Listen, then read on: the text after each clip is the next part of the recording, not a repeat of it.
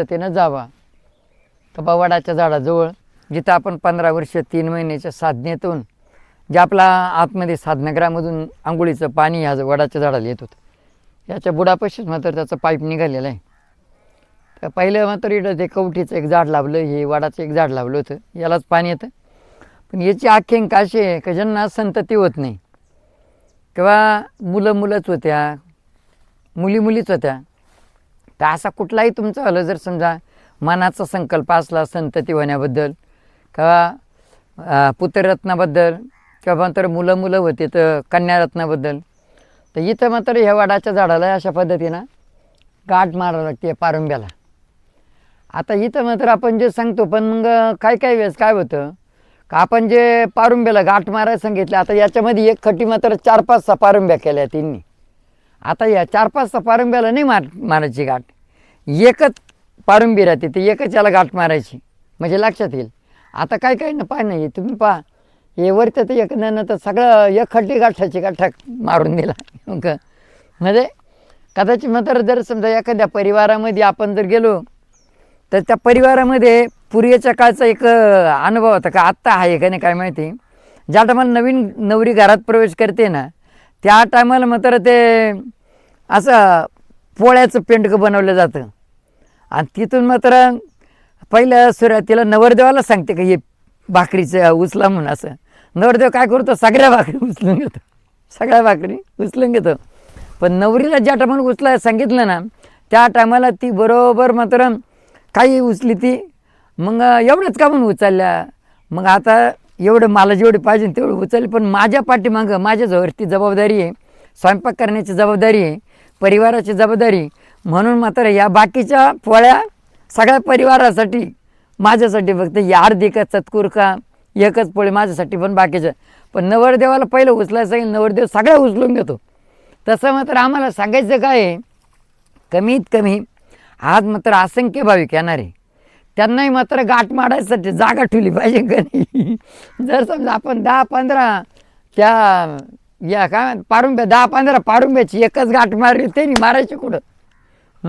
म्हणून मात्र एक पारुंबीलाच गाठ मारायची आणि ती आपली आड लक्षात ठेवायची. आता इथं लक्षात कसं ठेवायचं आहे, आज ह्या मात्र आज आपण जी बसलो इथं बसलो तर आपल्या बाजूनं 8 दिशा आहे, आपल्या बाजूनं 8 दिशा आहे, पूर्व निवृत्ती आणि वायू आहे, या 8 दिशा आहे.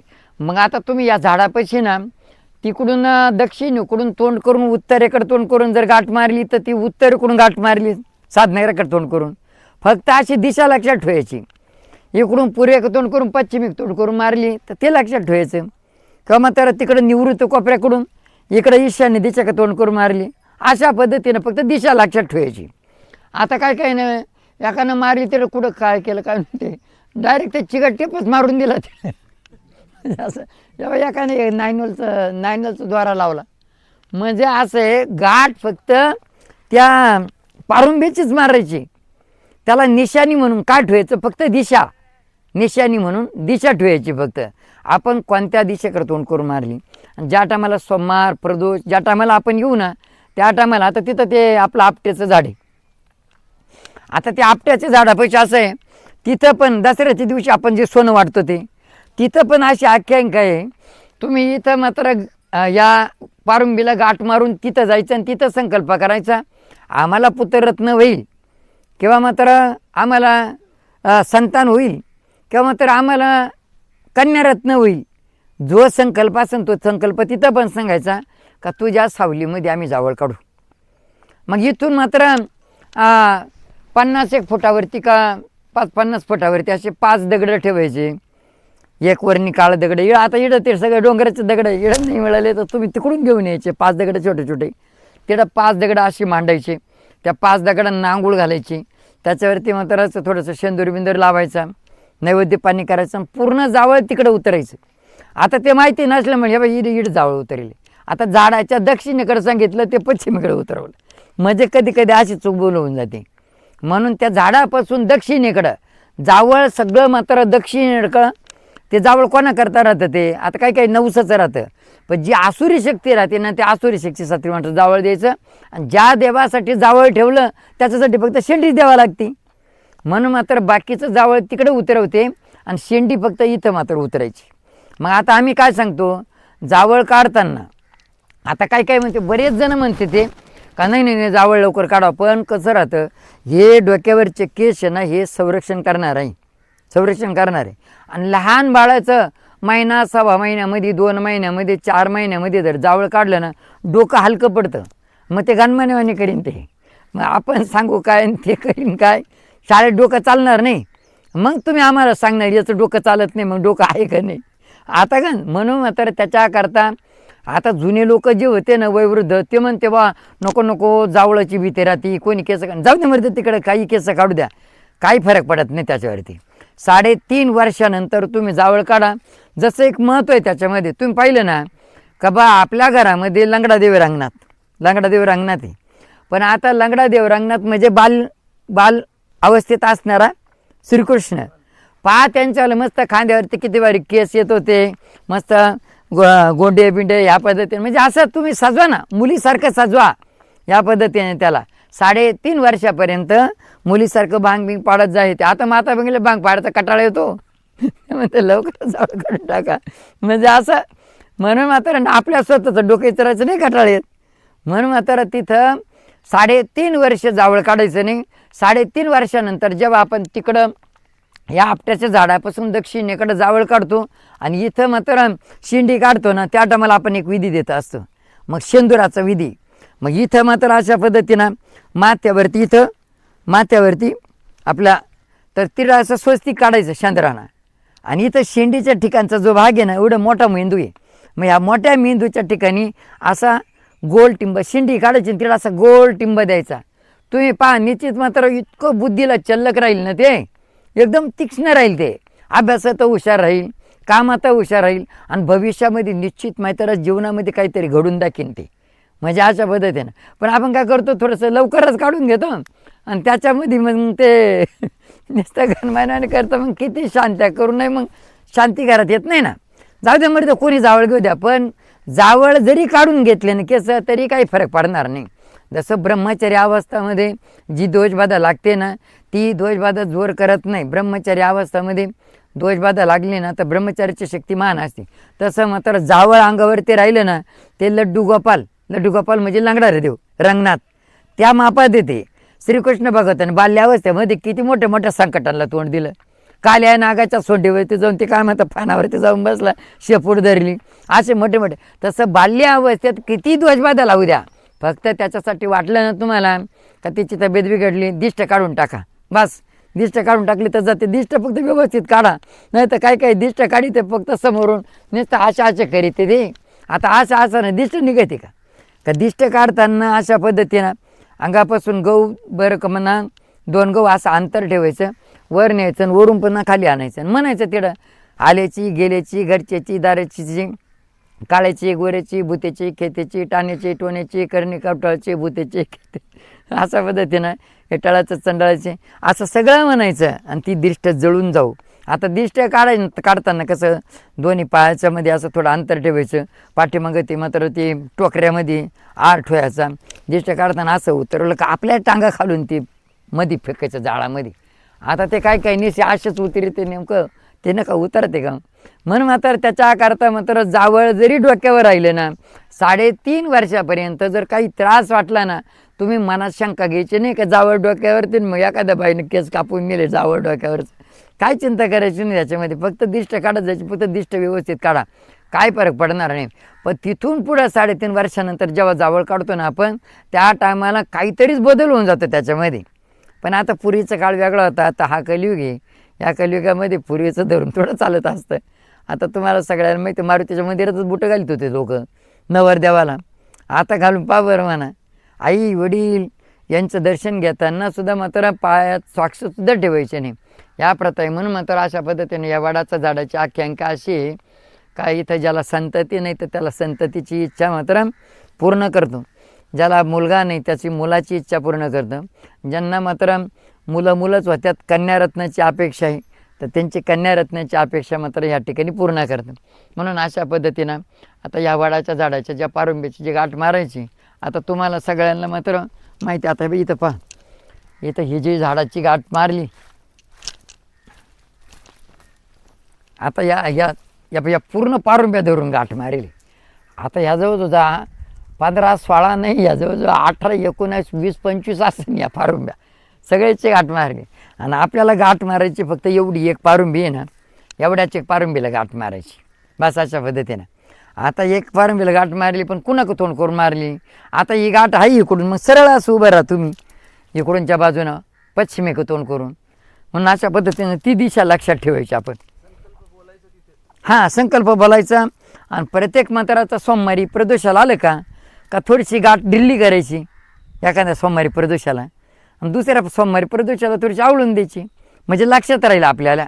नाही तर एकदा मारली बा झाल्यानंतर सोडायला सापडत नाही ना ती. म्हणून आता ही पा एकदम पक्की झाली. आता ही आता वाढते ती, आता ही सुटणं बी शक्य नाही आता. म्हणजे सहज मग आपल्याला बाळ होईल ना, त्या टायमाला बाळाचा पहिला हात लावायचा हिला, आणि नंतर मग हळद कुंकू व्हायचं, आणि पुन्हा बाळाचा हात लावायचा. जशी काय बाळानं सोडली मग सोडून टाकायची ती. असं काहीला बाळा झाली ती सोडायला चालेल असं जातं. म्हणजे संकल्प केला ना तर संकल्प पूर्ण करायला आलं पाहिजे का नाही तुम्ही. म्हणजे बऱ्याच ठिकाणी अशी आख्यायिका आहे, काही संकल्प केला गाठी मारल्या तर ते बाळा झाले पण सोडायला चालेल नाही. आता कोणाचं समजायचं. आता गाठी मारून आता सगळ्या पारुंब्या संपून गेल्या. म्हणून नंतर आणखी कोणाचा काही प्रश्न असला तर विचारू शकते.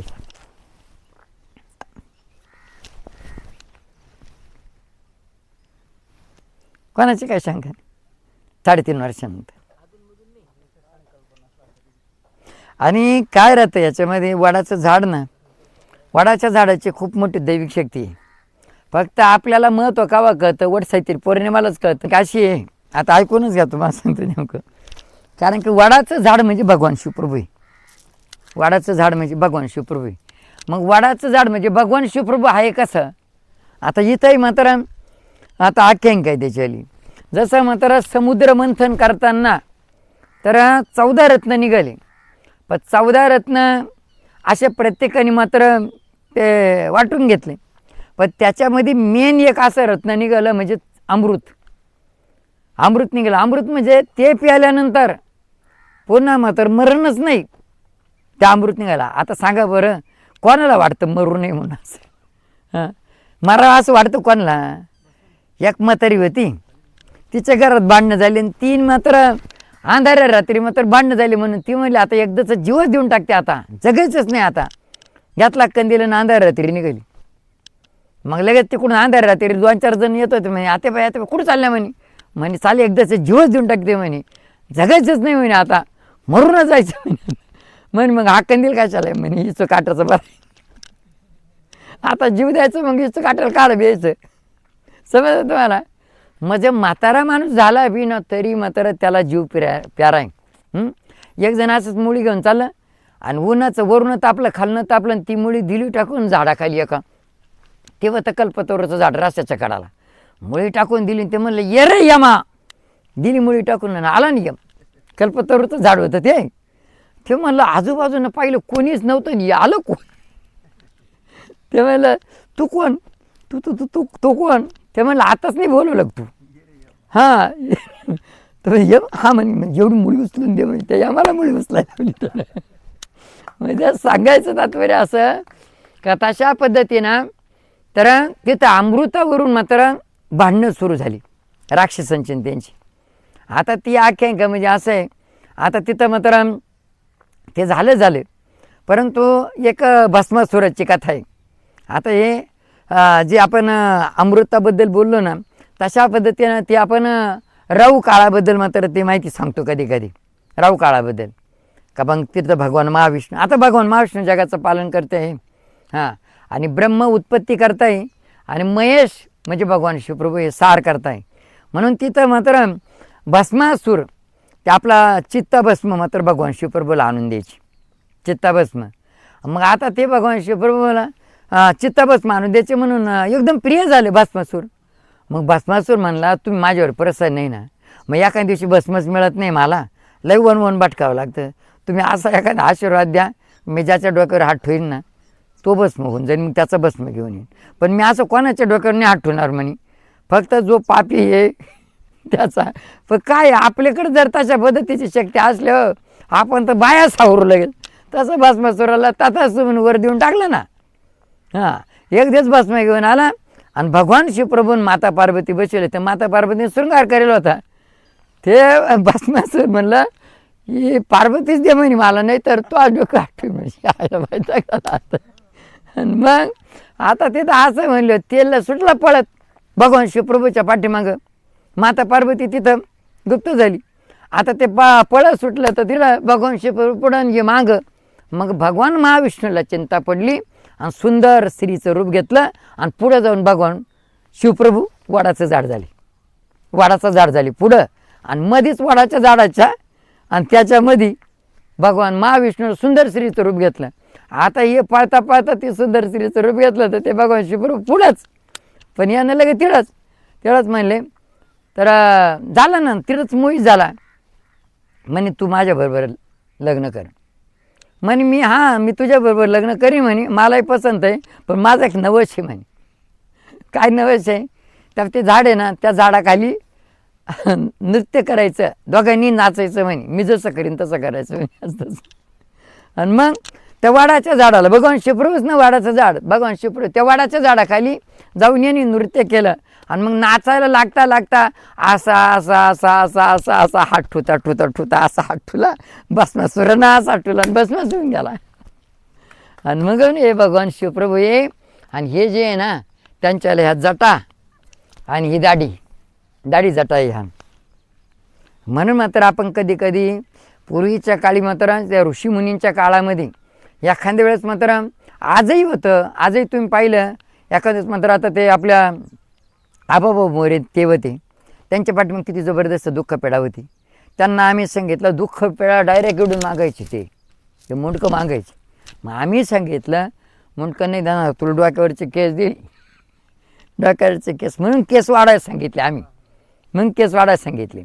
आणि मग मात्र ते योगाने तो संकल्प थोडासा म्हणजे बरेचसे त्यांच्यावाले 13-14 पेढा होत्या त्यांच्या पाठीमागं. त्या 13-14 पेढ्या गेल्या. पण शेवटचे 1-2 पेढ्या राहिल्या. पण त्याच्यामध्ये नेमकंच वडिलांचं का आईचं निधन झालं. त्याच्यामुळे त्यांना नाईलाजानं पुन्हा ते केस काढावं लागले. नाही तर आपण ते म्हणजे आज रोजी ना दुःख पिढा बाधा ह्या जे आहे ना, जसं मात्र एखाद्याचं ते कारणं करते तर पहिलं ते याचं काय म्हणतात कोंबड्याचं डोकं कापून डोकं ठुते. एखाद्याच मात्र याच्या बोकड्या बिकड्याचं फक्त हे मुडकं ठुते कुऱ्हाड ठुते. बाकीची सावती यांचीच या पद्धतीनं. तसं मात्र पूर्वीच्या काळी ऋषीमुनींच्या काळातसुद्धा माझा हा संकल्प जोपर्यंत पूर्ण होत नाही ना तोपर्यंत माझ्या या शिंडीची गाठ मी सोडणार नाही, अशी गाठ मारून ठेवायची ते केसांना. मग काही मात्र दाढीला गाठ मारायचे का जोपर्यंत माझा संकल्प पूर्ण होत नाही तोपर्यंत. मग आता या दाढी जाट आहे, आपला संकल्प जोपर्यंत पूर्ण होत नाही तोपर्यंत मात्र आपण ही पारंबी म्हणजे भगवान शिवप्रभूच्या जटेला गाठ मारून ठेवायची. पण तिची काळजी घ्यायची का बा एक सोमवारी मात्र डिल्ली करायची, एक सोमवारी थोडी चावळून द्यायची. आणि ज्या टायमाला आपला संकल्प पूर्ण होईल, आपल्याला बाळ होईल ना, त्या टायमाला ह्या गाठीची पूजा हळद कुंकू वाहून बाळाचा हात लावून हळद कुंकू वाहून गाठीची पूजा करायची आणि नंतर बाळाचा हात लावायचा लगेच गाठ सोडायची ती. म्हणून अशा पद्धतीने पण संकल्प केला ना. आता कधी मात्र या गोष्टी होत्या संकल्प करतो, आता सत्तेची दुनियाच राहिली नाही, कलियुग आहे ना. नवस तर लय मोठे करतं पण फेडायच्या नावाने नाकात दम येतो. मग ते पाहू लोक आता नवरात्रमध्ये गट बसते काय गट बसवले ते उठायला जाते.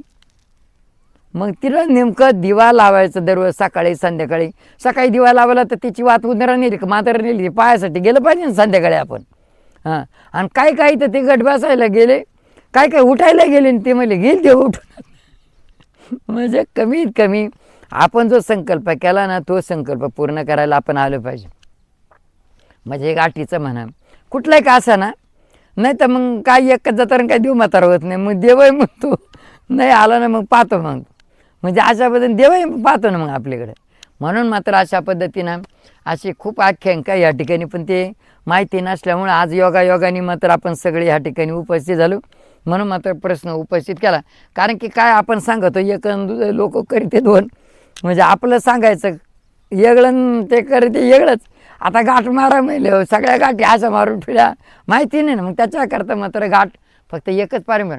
काही गोष्टी कशा आहे दादा, इथं मात्र सांगितलं प्रत्येक ठिकाणी वनस्पती आहे, प्रत्येक ठिकाणी वनस्पती आहे आणि प्रत्येक वनस्पतीमध्ये औषधी शक्ती आहे, प्रत्येक वनस्पतीमध्ये. पण मात्र त्या ठिकाणी सुद्धा जर समजा त्या वनस्पतीकडून आपल्याला उपभोग करून घ्यायचा असला ना, तर आपल्याकडून त्या वनस्पतीला त्रास होता कामा नाही. बरोबर आहे ना. आजही कधी कधी म्हणतो आम्ही ते आपलं तंबटे असेल, भेंडी असेल, गवार असेल, मिरची असेल, आता त्या वाढीला आपण काळा एक धागा विधी करून देत असतो. आता तो धागा म्हणजे कोणाच्याच कामाचा नाही तो धागा, पण आपण विधी करून देतो. तो धागा नुसता असं वाढला, एवढं वाढला तरी तुटून जातो तो, म्हणजे कोणा उकडे फेकलेला धागा तो, काहीच कामाचा नाही तो, पण आपल्याकडे कामाचा आहे तो. मग आता त्या झाडाला आपण धागा गुंडाळला. आता तुम्ही पक्का धागा आणला काळा आणि तो विधी करून दिला आणि त्याला गुंडाळा, जर समजा ते झाड जर फुगत चाललं, त्याला जर कर्कुच्चा पडून तो जागा जर त्याच्या शिरून गेला, काय भावत पडेल हा विधी? उलट त्रास आम्हालाही होईल. म्हणून मात्र ते झाड फुगलं, तो द्वारा आपाप तुटून गेला पाहिजे. आपाप तुटला म्हणजे तिची सगळी येडापेडा जाते. तसं मात्र इथंही या वडाचं झाड आपली इच्छा पूर्ण करतं. म्हणून मात्र वडाच्या झाडाला पारुंब्याला कुठल्याही प्रकारचा त्रास होता कामा नये. आता त्याच्यामध्ये जीवात्मा आहे ना. वडाचं बूड राहिलं बाजूला, या पारुंब्या जर समजा खाली अशा टेकल्या ना, डायरेक्ट त्या जमिनीत शिरून जात्या. या पारुंब्या जमिनीत शिरून जायला, मग त्यांना आपण जीव आहे ना. मग आपल्याकडून आपला संकल्प पूर्ण करण्याकरता त्याला काल त्रास द्यायचा आपण नेमकं? बरोबर आहे ना. एखाद्याने अंगठी घातली तर ती अंगठी मात्र खूप जाम झाली तर आपण थोडंसं फिरवित राहतो, हे करत राहतो, ते करत राहतो. थोडंसं इकडं गाठ मारून दिली पुन्हा पाहायलाच नाही आले हो, त्यालाच त्रास दिला का नाही आपण. म्हणून मात्र अशा पद्धतीनं आपला संकल्प पूर्ण व्हायला मात्र जास्त वेळही लागत नाही. फक्त मात्र आपला जीव तसा त्या झाडाचा, त्या वृक्षाचा जीव आहे असं म्हणून मात्र आपण जर केलं तर निश्चित मात्र संकल्प पूर्ण आपला लवकर होतो आणि आपली जी इच्छा असली ती मात्र पूर्ण होत असते. म्हणून असे भरपूर आता पाण्याचे सुद्धा विधी काही